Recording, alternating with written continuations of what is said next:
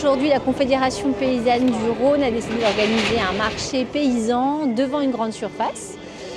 L'idée, c'est de faire suite aux manifestations des paysans qui ont eu lieu courant janvier et puis des décisions assez désastreuses qui ont été prises à la suite. Finalement, à aucun moment on n'a parlé de revenus paysans, à aucun moment on a parlé aussi de marge de la grande distribution et finalement on se retrouve avec l'abrogation d'un plan certifito et puis on ne touche pas aux accords de libre-échange. Donc voilà, on voulait être présent pour montrer que localement, il y a des producteurs qui produisent des produits de qualité à des tarifs tout à fait corrects et qu'il faut continuer la lutte, parce que la lutte du revenu, elle n'est pas encore là.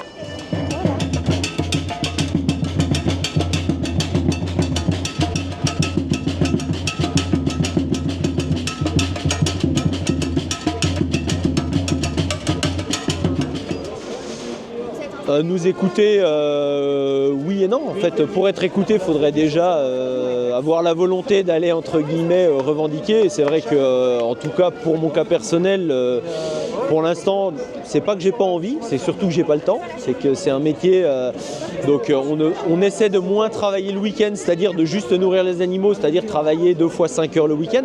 Mais le reste des journées de la semaine, c'est entre 12 et 14 heures. Donc c'est un petit peu difficile d'aller revendiquer.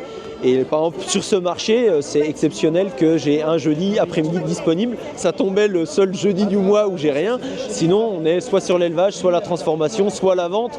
Donc on n'a pas vraiment le temps d'aller se plaindre.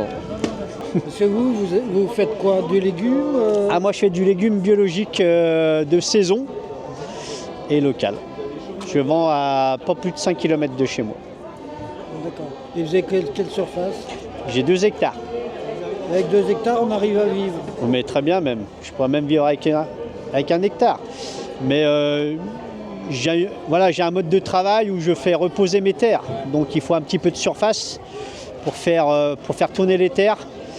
Mettre des terres en jachère pour qu'elles se reposent comme dans le temps, en fait, comme les anciens faisaient.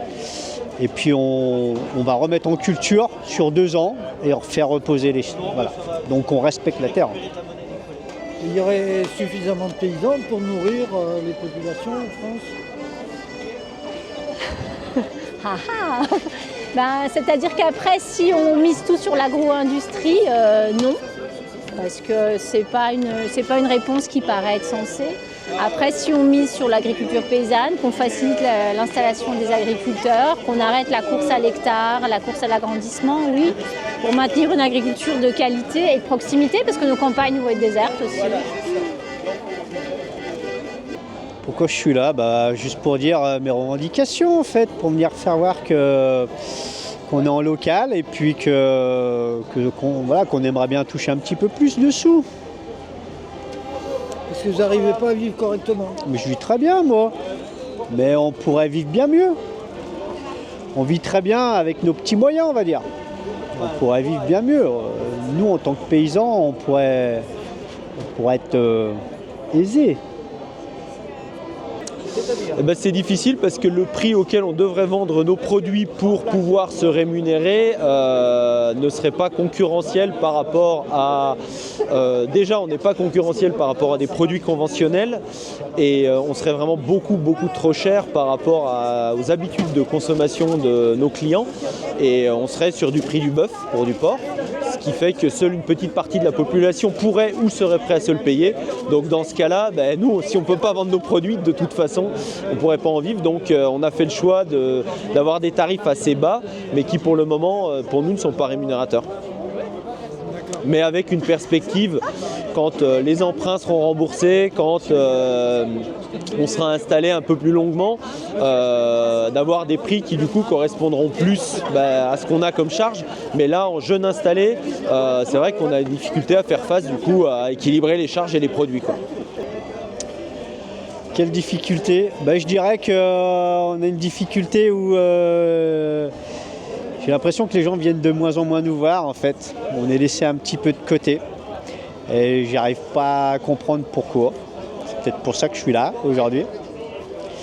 Et les difficultés, c'est qu'on n'est pas trop entendu par l'État aussi. Bon, j'ai grêlé il y a 2 ans. J'ai grêlé 4 fois il y a 2 ans. Et l'État n'a pas voulu reconnaître comme quoi j'avais grêlé. Donc il a fallu que je vire 2 personnes de mon exploitation et je suis tout seul depuis. Donc voilà, on a des problèmes comme ça qui sont bien terre à terre en fait, où dès qu'on a un problème ou un aléa climatique, et ben ça nous coûte très cher tout de suite. Sans parler du mode rémunératif, quoi. Mais ça nous coûte très cher en travail, en fait, en temps, beaucoup de choses. Se rémunérer comme se rémunère, on va dire, une personne salariée d'entreprise, non. Mais après, notre activité nous permet d'accéder à des produits en échange avec des collègues ou autres, ce qui fait qu'on arrive à se nourrir et à avoir des bons moments, mais économiquement, non. Pour le moment, c'est pas le cas. C'est-à-dire là, ils ont annoncé qu'ils allaient supprimer le plan Ecofist. Je suis pas certain qu'il est supprimé, moi. Non. Ils n'oseront pas. Je pense pas. Je suis même pas certain que l'État français soit décideur dans ce genre de situation. Donc, suite au mouvement des agriculteurs, il y a eu tout un tas d'effets d'annonce. Moi, pour y avoir participé, j'ai pas entendu beaucoup d'agriculteurs réclamer un retour en arrière sur l'utilisation des produits phytosanitaires. Au contraire, je pense que beaucoup de gens ont compris un certain nombre de choses, ont appris à travailler un peu différemment. Il ne faut pas non plus mettre les producteurs dans des impasses. Ça, je pense que c'est une erreur qui a été faite, c'est-à-dire qu'on ne peut pas demander à un producteur de perdre sa récolte simplement parce qu'on a décidé que. C'est un paramètre qu'il faut prendre en considération. Mais dans les revendications que j'ai pu entendre, moi, ce n'est pas un point fondamental. Non, il y a bien d'autres choses beaucoup plus importantes qui peuvent être faites que celle-ci. Donc on a mis ça sur la table. Comme on nous a expliqué que le Mercosur c'était fini, ben ça non plus, j'y crois pas un seul instant. Je suis naisseur, engraisseur, transformateur et vendeur de cochons bio en plein air. Donc je fais toute la chaîne, donc je vends en direct à mes clients, installé depuis 4 ans, du coup, dans le Rhône, à Saint-Julien-sur-Bibeau. Et donc on transforme tous nos produits, donc on maîtrise la chaîne de valeur, on ne travaille pas avec des grandes surfaces, mais même avec ces modèles-là, en jeunes installés, c'est quand même très difficile économiquement, surtout dans la filière bio depuis l'après-Covid. Ça se passe comment, l'extinction continue? Je pense qu'il faut être bien vigilant sur ça, C'est-à-dire qu'il y a eu des gros soucis, il y a encore des soucis sur des pertes de colonies. Les facteurs responsables de cette perte de colonies ne sont pas toujours clairement identifiés. Voilà.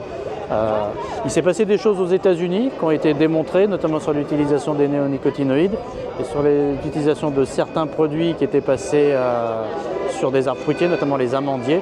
Et l'apiculture américaine est très différente de celle en France. Il y a des gros contrats de pollinisation et là il y a eu des très très grosses pertes. Si on revient sur la situation française, l'origine des pertes des colonies est à mon avis plutôt à chercher sur le côté sanitaire qu'autre chose. Donc notamment avec le varroa, qui est un acarien qui est apparu dans les années 80 et contre lequel on a beaucoup de mal à lutter. Donc ça explique un petit peu ça. On a aussi une problématique de réserve de nourriture hivernale qui est probablement liée à un manque de pollen. Et donc là, c'est plutôt des questions de modification de milieu qui sont responsables de ça, puisqu'on a des essences qui se font de plus en plus rares, des essences très intéressantes au niveau des pollens. Ce qui fait que les abeilles ont peut-être une quantité de nectar suffisante, mais pas suffisamment de protéines, pas suffisamment de pollen pour avoir une nourriture de qualité pour passer un hivernage correctement. Rajouter à ça des conditions climatiques, c'est-à-dire qu'on a pratiquement plus de rupture de ponte. Donc on a un développement du varroa qui est encore accéléré du fait de ce manque de rupture de ponte. Voilà ce que je peux vous dire un petit peu sur... je ne parlerai pas d'effondrement, on n'en est pas là non plus, mais l'abeille reste une sentinelle et de voir qu'on a quand même quelques problèmes à les maintenir en santé, ça doit quand même attirer l'attention. D'accord. Je suis content d'être là, je vois qu'il y a plein de collègues, ça c'est super important. Il y a beaucoup de consommateurs qui nous suivent. Voilà. Je voudrais qu'on recommence un petit peu, que les consommateurs reviennent au local, qui viennent nous soutenir surtout. C'est très très important pour nous, le soutien de la population.